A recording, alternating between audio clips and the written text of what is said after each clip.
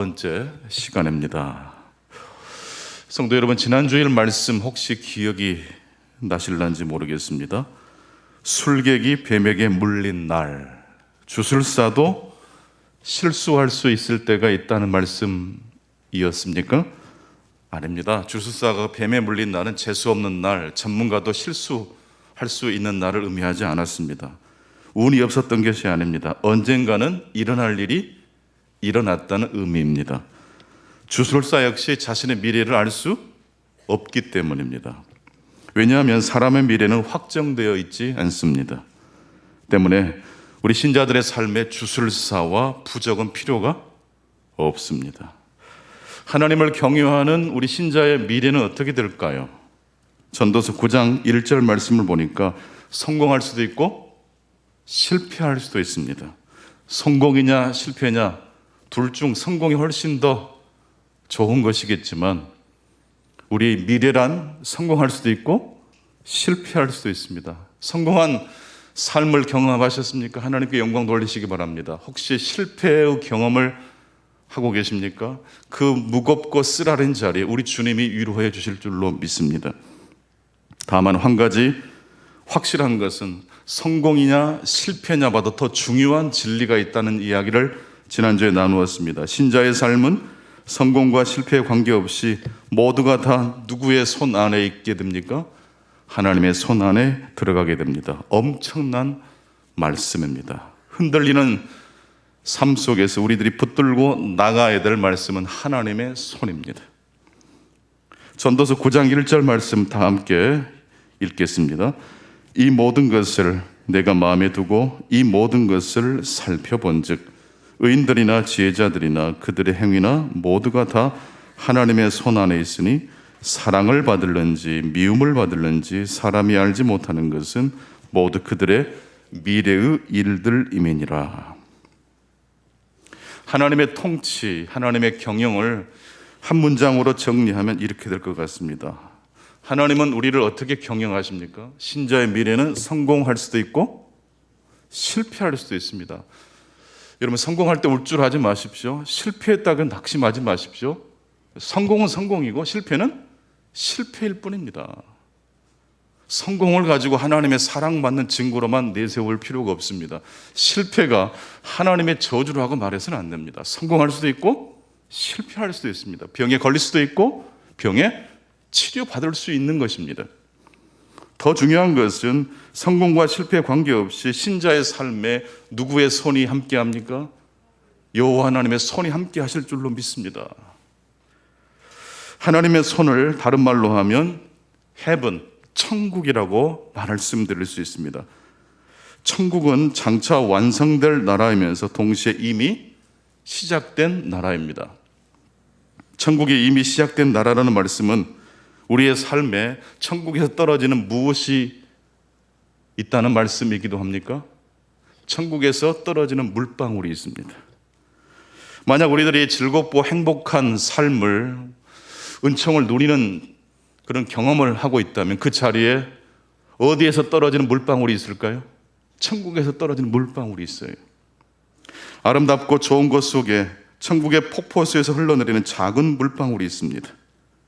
하지만 우리가 행복하고 즐거운 순간을 지날 때 완벽한 행복을 느끼지 못할 때가 있습니다. 아무리 좋고 행복하다 할지라도 뭔가 허전합니다. 쓸쓸합니다. 왜 그럴까요? 우리가 이 땅에서 경험하는 아름답고 좋은 것은 천국의 폭포수입니까? 천국에 떨어지는 한 방울의 물방울에 불과합니까? 그렇습니다. 우리가 이 땅에서 경험하는 아름답고 좋은 것은 천국에서 공급된 물방울이 있지만 그것이 천국의 폭포수는 아닙니다. 그래서 행복이란 천국의 폭포수가 아닙니다. 신자가 경험하는 행복이란 무엇을 가리키는 표지판과 같습니까? 천국의 폭포수를 가리키는 표지판과 같습니다. 천국이 있다면 반대로 무엇도 있다는 이야기가 됩니까? 지옥입니다. 저는 천국이 있는 것을 믿는 사람입니다. 동시에 천국이 있기 때문에 지옥이 있다는 것 역시 믿습니다. 천국과 마찬가지로 지옥 역시 이 세상을 향하여 무엇을 떨어뜨리고 있을까요? 지옥에서 떨어지는 물방울이 있습니다. 분쟁과 다툼이 있는 곳에는 지옥에서 떨어지는 물방울이 있습니다. 지옥을 꽉 채우고 있는 고독, 분노, 미움, 시기가 한 방울씩 그곳에 떨어지고 있는 것입니다. 지옥의 본질은 무엇인지 아십니까? 지옥의 본질은 자기 중심성입니다. 반대로 천국의 특징, 천국의 본질은 무엇입니까?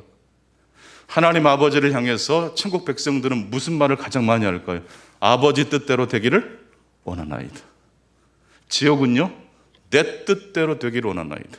지옥과 천국은 이렇게 전혀 다른 특징을 가지고 있습니다. C.S. 루이스가 천국과 지옥의 특징을 아주 명쾌하게 설명한 한 문장을 제가 여러분들께 소개해 드립니다. 같이 한번 읽어보실까요? 지옥의 문은 안에서부터 잠겨 있습니다. 이 세상에는 두 종류의 사람들만 남습니다. 한 종류는 하나님을 향하여 당신의 뜻이 이루어지이다 하는 자들과, 다른 종류는 하나님이 그들을 향하여 너의 뜻이 이루어지이다 하는 자들입니다. 지옥에 들어간 모든 자는 스스로 지옥을 선택한 것입니다. 지옥의 문은 어디에서 잠겨 있어요? 안에서 잠겨 있어요. 지옥에 들어간 사람은 누가 밀어넣은 게 아니고 사실 자기가 들어간 거예요. 천국과 지옥의 갈림길에 여러 가지 복잡한 말로 설명할 수 있겠지만 간단하게 천국 백성은, 해분을 지향하는 하나님의 백성들은요, 하나님을 향하여 무슨 말을 합니까? 당신의 뜻대로 이루어지기를 원한나이다. 이렇게 고백하면서 문을 활짝 여는 것입니다. 지옥에 스스로 들어간 사람의 특징은 무엇입니까?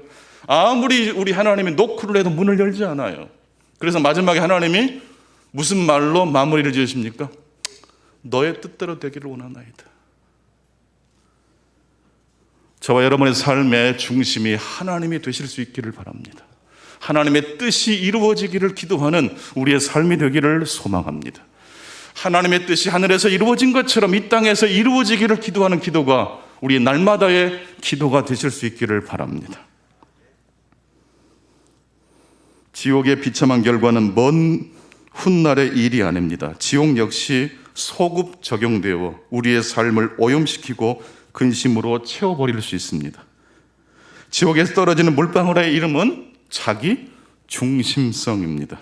천국에서 떨어지는 물방울은 어떤 물방울입니까?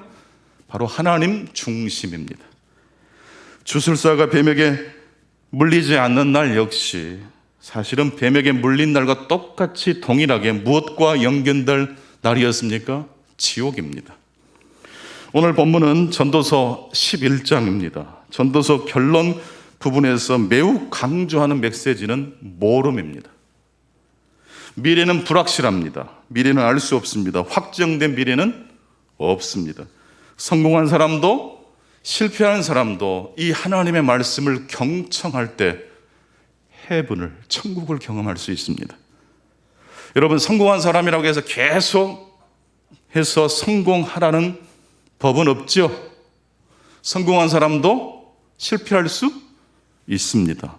전도서 9장 11절에 보게 되면 달리기를 잘하는 사람이라고 해서 항상 1등으로 도착하는 것은 아니라고 그랬어요. 지혜자라고 해서 항상 돈을 버는 것도 아니라고 그랬어요. 성공한 사람도 실패할 수 있다는 이 하나님의 메시지를 들을 때 이 성공한 사람은 드디어 하나님 앞에 겸손할 수 있습니다. 여러분, 성공한 사람들의 스트레스가 얼마나 많은지 알지 못합니다. 이 성공을 지키기 위한 스트레스가 이만저만이 아닙니다. 쫓아오는 사람들에게 쫓기는 기분, 결코 행복할 수가 없습니다. 그런데 어느 순간 이 성공한 사람이 이 하나님의 말씀 앞에 무릎을 꿇습니다. 성공할 수도 있고 실패할 수도 있다. 드디어 성공해야 한다는 압박감에서 해방되고 하나님의 말씀과 하나님의 손을 바라보게 됩니다. 이것이 진정한 행복의 본질이 될 줄로 믿습니다. 실패한 사람이라고 해서 항상 실패의 낙인이 찍혀져서는 안 됩니다. 실패할 수 있습니다. 하지만 실패했기 때문에 계속 실패하라는 법은 없습니다.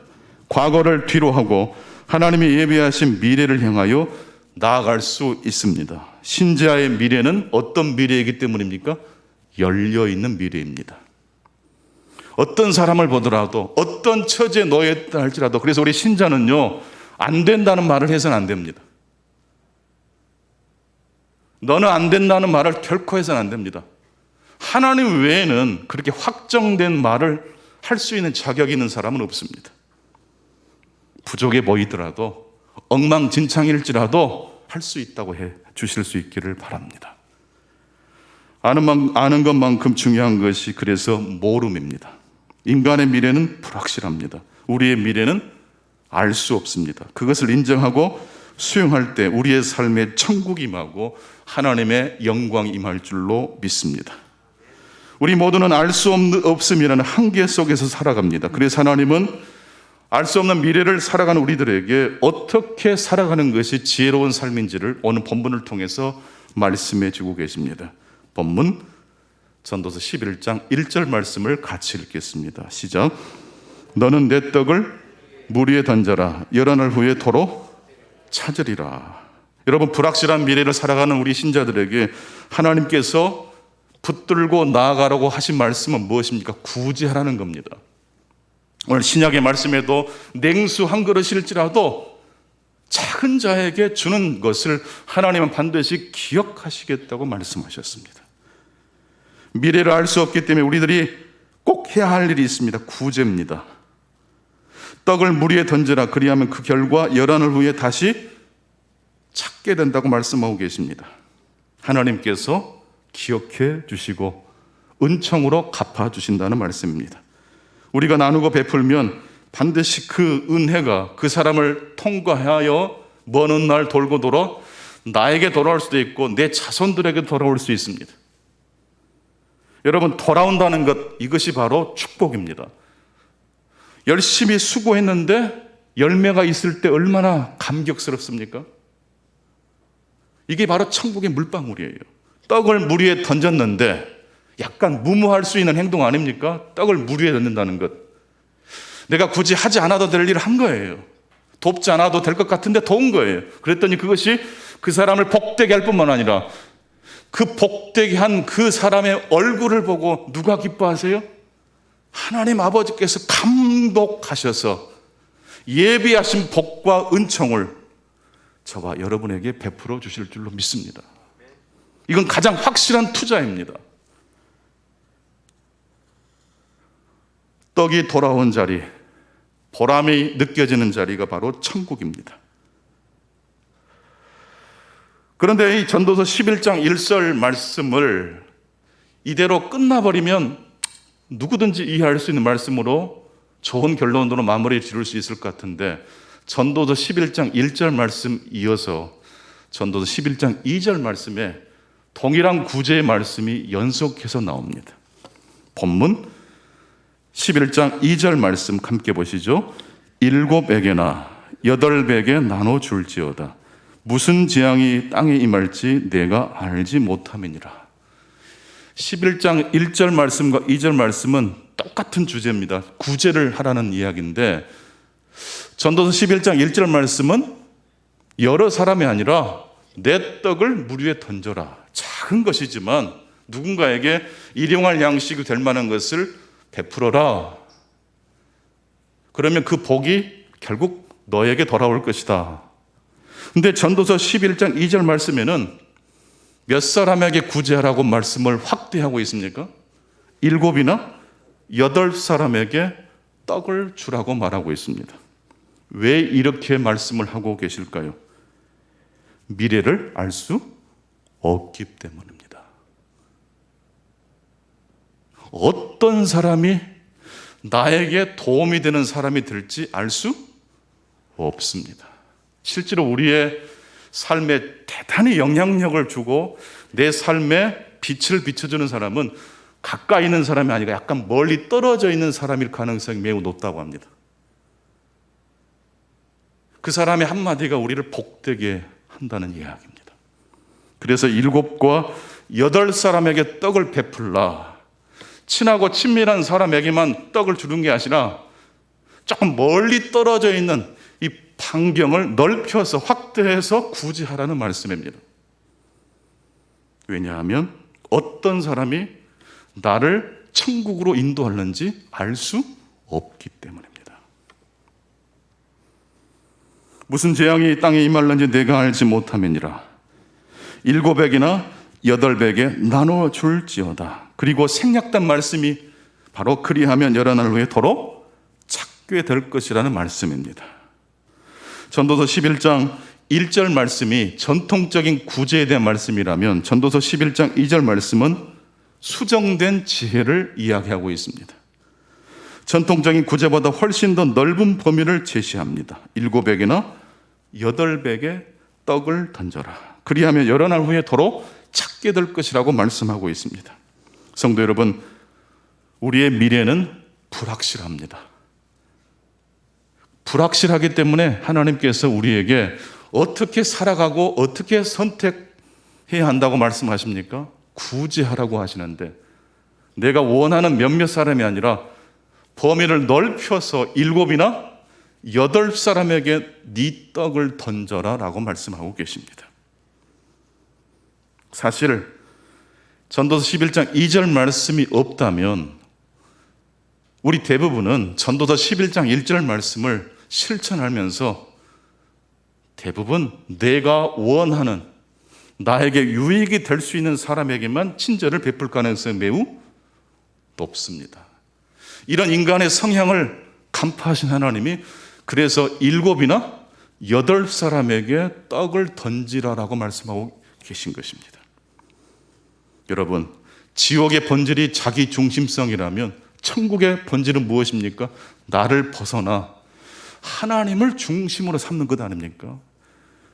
천국의 삶을 이 땅에서부터 누리기를 원하십니까? 그렇다면 전도서 11장 1절 말씀을 순종하실 뿐만 아니라 더 나아가 전도서 11장 2절 말씀을 꽉 붙들고 순종하시는 저와 여러분 되시기를 축원합니다.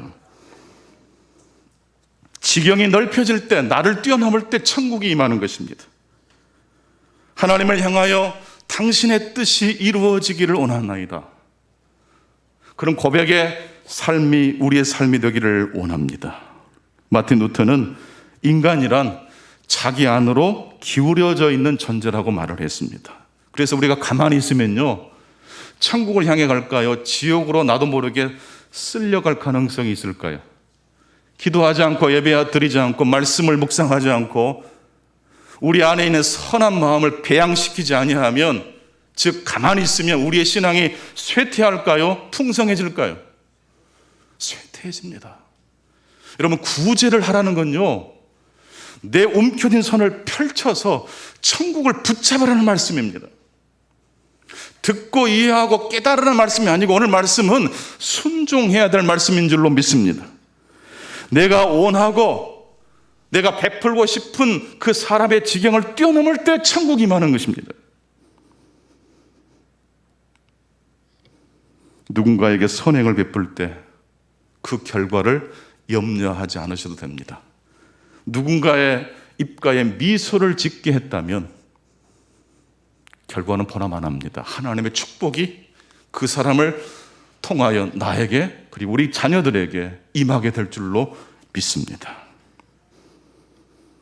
내일 일을 알 수 없기 때문에 구제할 때도 우리는 내가 원하는 사람을 뛰어넘어 지경을 넓혀서 7이나 8사람에게 도움의 손길을 내밀어야 합니다. 열왕기하 5장에 나오는 나만 장군, 문둥병에 걸렸던 나만 장군이 어떻게 구원을 받는지 지난주에 잠깐 나눴습니다. 이스라엘에서 포로로 끌려온 한 소녀가 우리 조국 이스라엘에 가면, 하나님의 신실한 선지자 앞에 가면 주인의 병이 고침을 받을 수 있겠다고 확신을 가지고 이야기를 건넸지 않습니까? 그 이야기를 들었던 이 주인, 나만 장군의 아내가 남편에게 말을 해주었고, 그 말을 들은 나만 장군이 움직인 거예요. 그래서 하나님의 선지자의 집 앞에까지 도착을 했는데, 선지자는 버선발로 뛰어나와 영접하기는커녕 하인을 통해서 요단강에 가서 7번 몸을 씻으면 낫게 된다는 말을 전해줍니다. 나를 이렇게 푸대접할 수가 있느냐? 나만 장군이 화가 나서 분노해서 그 길로 곧장 자기 나라로 돌아가려고 하는 순간 누가 멈추라고 했죠? 늘 평상시 푸대접 받는 것에 익숙해 있었던 한 사람이 그 자리에 있었습니다. 누구죠? 나만 장군의 하인입니다. 주인이시여, 요단강에 7번 목욕하는 것이 무엇이 힘듭니까?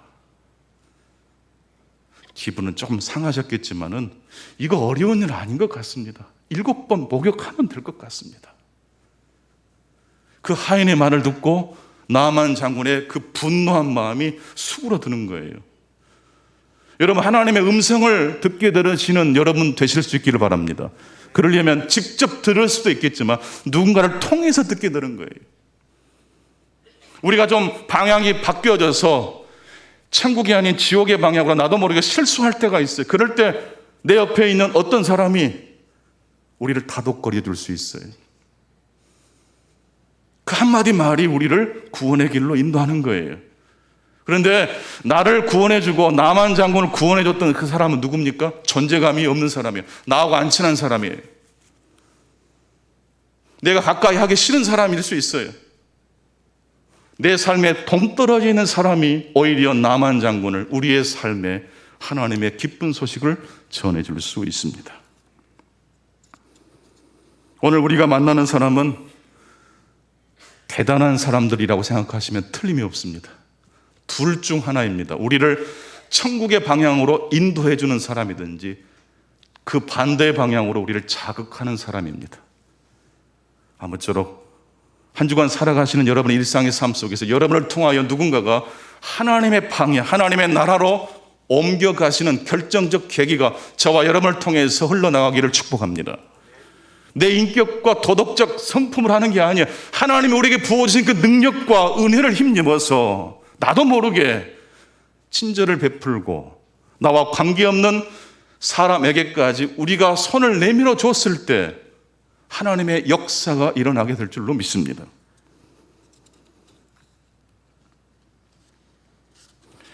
구름에 비가 가득하면 땅에 쏟아지고 나무가 나무로 나 북으로나 쓰러지면 그 쓰러진 곳에 그냥 있으리라. 구름이 가득하면 원인입니다. 그 결과 비가 땅에 쏟아집니다. 결과지요. 나무가 남쪽으로 쓰러지거나 북쪽으로 쓰러지면 원인입니다. 그 결과 나무는 쓰러진 그 자리에 그대로 있습니다. 이치에 맞는 이야기지 않습니까? 하지만 우리가 너무 이치에 맞는 그 지혜에 갇혀버리게 되면 엉뚱하게도 그 지식이 우리의 발목을 잡아버릴 수가 있습니다. 전도서 11장 4절 말씀을 같이 읽겠습니다. 시작. 풍세를 살펴보는 자는 파종하지 못할 것이요 구름만 바라보는 자는 거두지 못하리라. 풍세를 살펴보았습니다. 원인이죠. 신중합니다. 그 결과 파종을 못했다고 이야기합니다. 농사를 짓는 분은요, 계절을 탓하거나 땅을 탓하지 않습니다. 시기를 놓치면 끝난다는 걸 알기 때문에 어떤 식으로든지 돌파해내지 않습니까? 풍세를 살펴보다가 결국 농사를 망칠 수 있습니다. 구름을 바라보는 자 원인입니다. 그 결과 거두지를 않습니다. 비가 오니까 눈이 오니까 다음에 하지 뭐. 이런 이유가 있고 저런 이유가 있으니까 굳이 하는 일을 다음에 하지 뭐. 분명히 합당한 이유가 우리를 설득합니다. 다음에 하면 돼. 너 형편도 어려운데 굳이 그것까지 할 필요가 있겠어? 여러분, 이 마귀의 속삭임과 성령의 음성을 구분하시고 분별하실 수 있기를 바랍니다. 아는 것이 항상 힘이 되는 것은 아닙니다. 오히려 아는 것이 농사를 방해합니다. 아는 것이 우리의 삶을 천국이 아닌 지옥으로 그 방향을 돌려낼 수가 있습니다. 오히려 모름을 아는 것이 지혜라고 전도서 기자는 우리에게 말하고 있습니다. 우리가 정말로 알아야 될 것은 모름입니다. 미래를 알 수 없고 어떤 사람이 우리에게 도움이 될지 알 수 없다는 것을 전도서는 말하고 있습니다. 바로 이 모름이 우리를 어디로 인도합니까? 하나님 말씀을 순종하게 만들고 결국 천국으로 인도하게 될 줄로 믿습니다. 전도서 11장 5절을 같이 보십니다. 바람의 길이 어떠함과 아이벤 자의 태에서 뼈가 어떻게 자라는지를 네가 알지 못함 같이 만사를 성취하시는 하나님의 일을 내가 뭐 하지 못하느니라? 알지 못하느니라. 여러분, 하나님의 일하심에 대하여 우리는 알지 못합니다. 내가 원하는 방식으로 하나님이 역사하실 뿐만 아니라 내가 미처 헤아리지 못하는 방법도 하나님은 사용하고 능히 능력을 베풀어 주실 수 있는 하나님이심을 믿으십시다. 너는 아침에 씨를 뿌리고 저녁에도 손을 놓지 말라. 이것이 잘 될는지 저것이 잘 될는지 혹 둘이 다 잘 되는지 알지 못함이니라. 전도서는 뿌린 대로 거두는 전통적 지혜를 무시하지 않습니다. 오히려 전통적 지혜와 함께 1+1, 하나를 살면 또 하나를 끼워주는 1+1이 있지 않습니까? 그러듯이 전도서 11장 1절 말씀이 전통적 지혜라면 그 옆에 좀 더 심화된 지혜, 성찰이 더 깊어진 지혜로 하나님 우리에게 말씀해 주고 계십니다. 지금까지 성실하게 신실하게 하나님을 잘 믿어 오셨다면 지금부터 여러분의 신앙의 바운더리에 7명과 8명에게 떡을 던지라는 말씀이 추가되실 수 있기를 축복합니다. 신앙의 업그레이드입니다. 인간의 지혜가 미처 닿지 못하는 무지의 영역이 있습니다. 그래서 전도서는 내 떡을 물 위에 던져라 여러 날 후에 도로 찾으리란 말씀과 더불어서 떡을 7이나 8사람에게 나누어 주라고 말씀하고 있는 것입니다. 지난주 미나리란 영화를 드디어 봤습니다.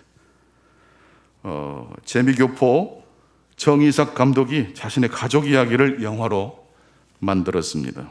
영화 제목이 미나리입니다. 그래서 왜 미나리라고 영화 제목을 삼았는지 너무 궁금해서 그 영화에서 미나리가 언제 나오는지만 제가 생각하면서 영화를 봤습니다. 미국으로 이민을 간 딸에게 친정 어머니 순잘머니가 미국으로 이제 오시면서 미나리 씨앗을 가지고 오신 겁니다. 그리고 물가에 미나리를 심는 장면이 영화에 나옵니다. 미나리를 심을 때 할머니가 손자에게 이렇게 말을 합니다. 미나리는 어디에서나 잘 자라는 식물이라고. 한국에서뿐만 아니라 미국에서도 잘 자란다는 겁니다. 세계 어느 나라에도 이 미나리를 심으면 잘 자란다는 것입니다. 한 가지 패턴만 고집하지 않고 미나리는요, 다양한 가능성을 다 품어내는 식물이라는 뜻입니다. 저는 그래서 이 미나리가 전도서 11장 2절 말씀과 매우 닮아 보입니다. 7이나 8백에 내 떡을 던져라. 익숙하고 편리한 그 길로만 걸어가지 말고 때로는 한 번 더 가보자는 길에 대해서도 마음을 열고 한번 가보라는 거예요. 미나리가 생명력이 강한 이유는 무엇입니까? 한 방향이 아닌 7이나 8방향으로 떡을 던졌던 지혜로운 지혜가 이 미나리 속에 숨어 있기 때문이 아닐까 싶습니다. 미나리라는 영화의 제목처럼 영화에 등장하는 가족들은 여러 가지 변수와 여러 가지 굴곡을 통과하면서 점점 무엇을 닮아갔을까요? 미나리를 닮아가더라고요.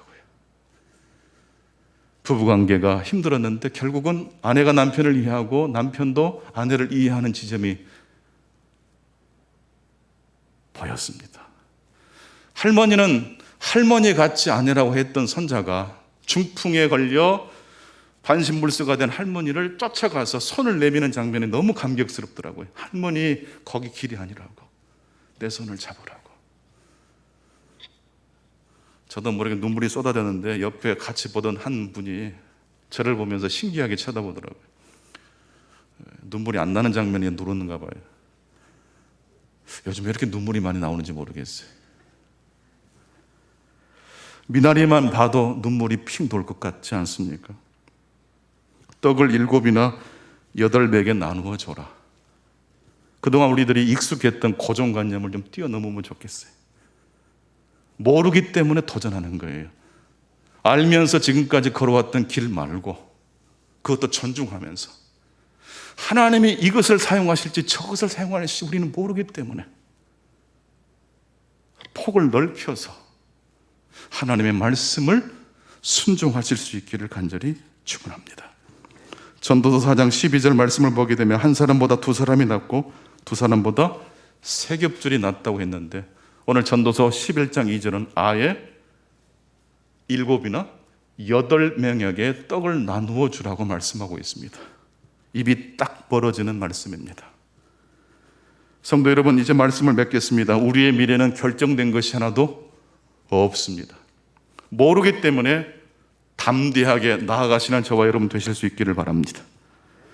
마지막으로 전도서 11장 9절에 보게 되면 청년이여 내 어린 때를 즐거워하며 내 청년의 날들을 마음에 기뻐하여 마음에 원하는 길들과 내 눈이 보이는 대로 행하라. 그러나 하나님이 모든 일로 말미암아 너를 심판하실 줄 알라라고 말씀하십니다. 여러분, 청년이 지혜서의 주인공으로 등장하고 있습니다. 원래 잠언을 보게 되면 노인들이 지혜가 있는 거거든요. 청년들은 지혜를 베풀 대상이 아니고 공부해야 될 대상입니다. 그런데 이 전도서는 아주 특이한 책이에요. 청년이여 너 어린 때를 즐거워하며 내 청년의 날들을 마음에 기뻐하여 마음에 원하는 길들과 내 눈이 보인 대로 행하라. 그러나 하나님이 이 모든 일로 말미암아 뭐 하실 줄 알아야 됩니까? 여기서 심판이라는 것은요, 죽음을 의미합니다. 해벨. 언제나 청춘이 아니라는 뜻이에요. 그러니까 살아있는 개가 죽은 사자보다 나은 것처럼 살아있을 때 기쁘고 즐겁고 하나님을 영원롭게 하는 그 일을 해라는 뜻이에요. 이해가 되지 않겠지만 7명이나 8명에게 네 떡을 던지는 일을 청년들에게 제시하고 있는 거예요.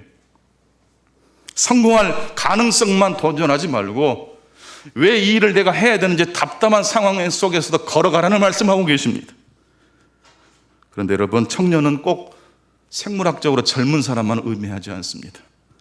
우리 모두가 사실은 청년입니다. 오늘을 하나님의 선물로 받아 누리며 기뻐하며 살아가는 사람이 청년인 줄로 믿습니다. 떡을 7이나 8배에 나누어 줄 수 있는 사람이 전도서에서 말하는 청년인 줄로 믿습니다. 나와 관계없는 사람일지라도 하나님이 기뻐하시는 일 같으면 손을 펼쳐서 그들의 삶에 작은 것일지라도 나누는 저와 여러분 되시기를 바랍니다. 기도하겠습니다. 아버지 하나님, 감사합니다. 복된 주일을 허락해 주시고 주의 말씀 앞에 저희들을 초대해 주신 것을 감사합니다. 지금까지 저희들이 살아오면서 쌓여졌던 그 지혜와 경륜을 통해서 미래를 내다볼 뿐만 아니라 전도서 기자가 우리에게 권면하는 것처럼 결국 하나님의 섭리를 다 우리가 헤아리지 못하기 때문에 하나님의 말씀 앞에 순종하고 무릎을 꿇는 저희들 되게 해 주옵소서. 내 지혜가 아니라 내 경험이 아니라 하나님의 말씀이 우리의 삶의 중심이 되게 해 주옵소서. 지경은 넓히라는 하나님의 음성을 듣습니다. 7이나 8배의 떡을 던져라. 이 말씀이 우리의 가슴에 박히게 하시고 우리의 미래를 새로운 하나님의 나라를 향해서 나아갈 수 있는 동력이 되는 말씀이 되게 해 주옵소서. 가만히 있으면 우리의 믿음이 무너집니다. 하나님이 주신 은혜를 더욱더 배양하고 개발하고 30배, 60배, 100배로 늘려내는 삶에 적극적으로 도전하는 중공의 모든 성도님들 되게 도와 주옵소서. 예수 그리스도 이름으로 기도하옵나이다. 아멘.